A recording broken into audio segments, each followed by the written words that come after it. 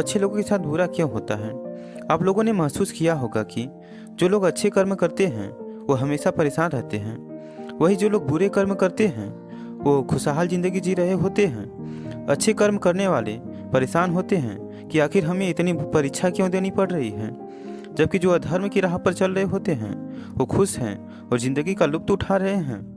अगर आपके मन में भी यह सवाल आया है तो आज हम आपको इसका जवाब देंगे। यह जवाब वह है जो भगवत गीता में लिखा है और श्री कृष्ण ने अर्जुन को इसका जवाब दिया है। भगवत गीता में वर्णित कथा के अनुसार जब भी अर्जुन के मन में कोई दुविधा होती थी तो वो श्री कृष्ण के पास पहुंच जाते थे। एक बार की बात है, अर्जुन भगवान श्री कृष्ण के समीप आकर कहा कि वो दुविधा में है और इसका जवाब वो श्री कृष्ण से चाहते हैं। श्री कृष्ण ने पूछा कि क्या सवाल है?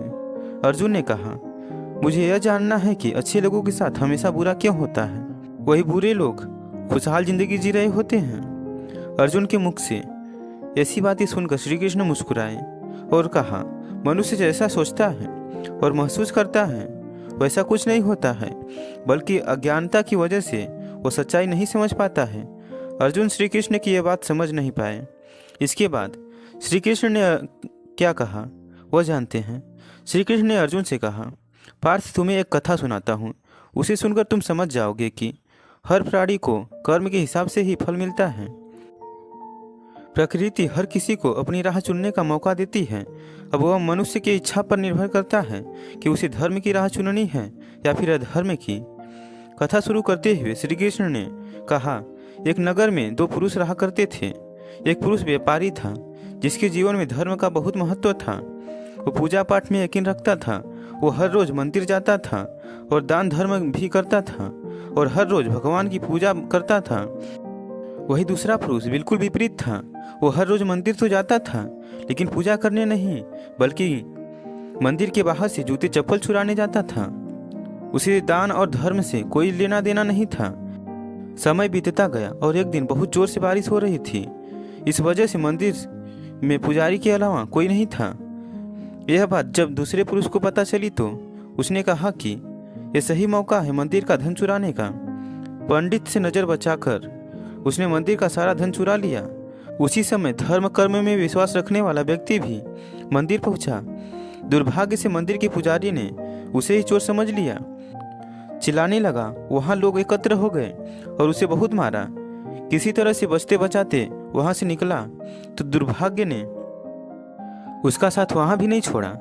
मंदिर के बाहर वह एक गाड़ी से टकरा गया और घायल हो गया। फिर वह व्यापारी लंगड़ाते हुए घर जाने लगा तो रास्ते में उसकी मुलाकात उस पुरुष से हुई जिसने मंदिर से धन चुराया था। उसने कहा, आज तो मेरी किस्मत चमक गई, एक साथ इतना सारा धन मिल गया। यह सब देखकर उसे बहुत बुरा लगा और उसने अपने घर से भगवान की सारी तस्वीरें निकालकर फेंक दी। कुछ सालों बाद दोनों पुरुषों की मृत्यु हो गई। मरने के बाद जब दोनों यमराज की सभा में पहुंचे और भले पुरुष ने दूसरे व्यक्ति को देखा तो उसे बहुत गुस्सा आया।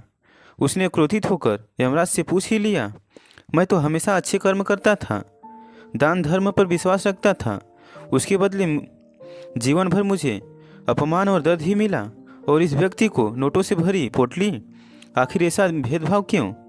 इस पर यमराज ने कहा, पुत्र तुम गलत समझ रहे हो। जिस दिन तुम्हारी गाड़ी से टक्कर हुई थी वो दिन तुम्हारे जीवन का आखिरी दिन था, परंतु तुम्हारे कर्मों की वजह से तुम्हारी मौत सिर्फ एक छोटी सी चोट में बदल गई। तुम इस दुष्ट व्यक्ति के बारे में जानना चाहते हो? दरअसल इसके भाग्य में राजयोग था, मगर इसके कुकर्मों और अधर्म की वजह से सिर्फ यह एक छोटी सी धन के पोटली में बदल गया।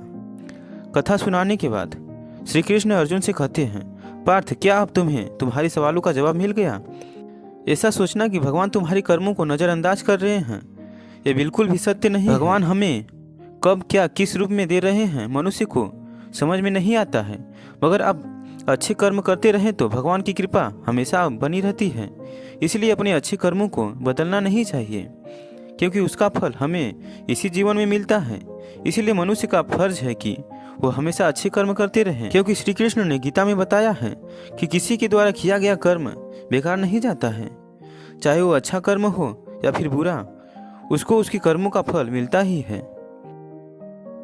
प्लीज़ यार ऐसे ही लेटेस्ट वीडियो पाने के लिए चैनल को लाइक सब्सक्राइब तथा शेयर करना मत भूलिएगा, क्योंकि बहुत मेहनत लगता है वीडियो बनाने में। प्लीज़ यार, तो आज के लिए इतना ही। मिलते हैं नेक्स्ट वीडियो में नेक्स्ट टॉपिक के साथ। तब तक के लिए जय हिंद।